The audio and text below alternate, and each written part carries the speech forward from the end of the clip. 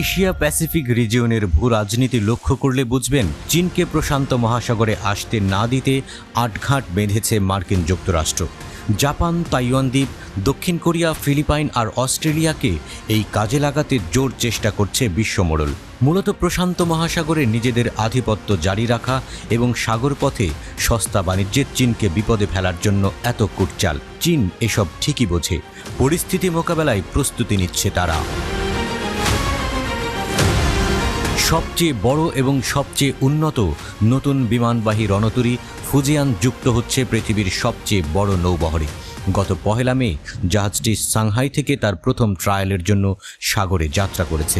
6 বছর লেগেছে জলযানটি নির্মাণ করতে। 80,000 মেট্রিক টন ডিসপ্লেসমেন্টের এয়ারক্রাফট ক্যারিয়ার ফুজিয়ান চীনা ক্যারিয়ার শানডং এবং লিয়াওনিংকেও ছাড়িয়ে গেছে।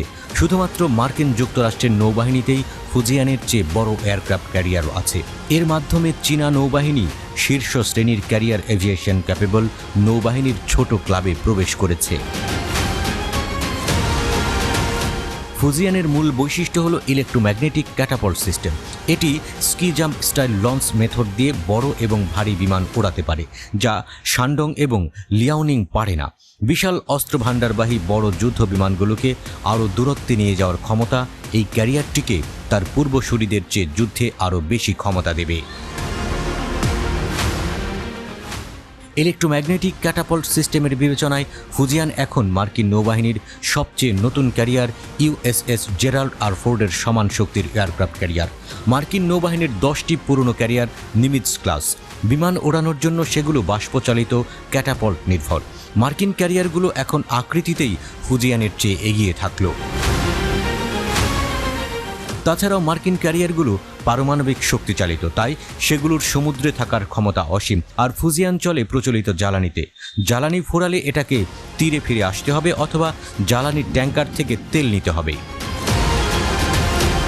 ইউএসএস জেরাল্ড আর ফোর্ডের ডিসপ্লেসমেন্ট 1 লাখ টন এবং 10টি নিমিটজ ক্লাস জাহাজ 87,000 টন ডিসপ্লেসমেন্টের।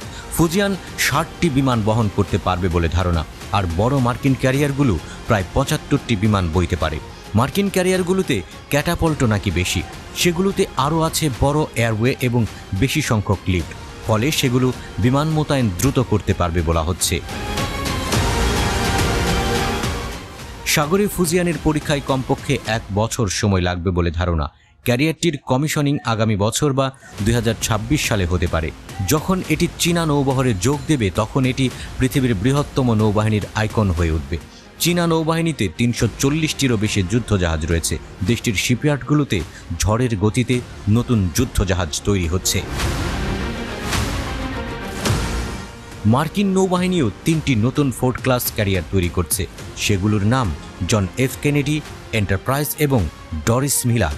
দেশটি ভবিষ্যতে প্রশান্ত মহাসাগরের উপর থেকে আসা এশিয়া প্যাসিফিক অঞ্চলে নতুন অশান্তি দেবে পৃথিবীকে। এই সব কি তারই প্রস্তুতি?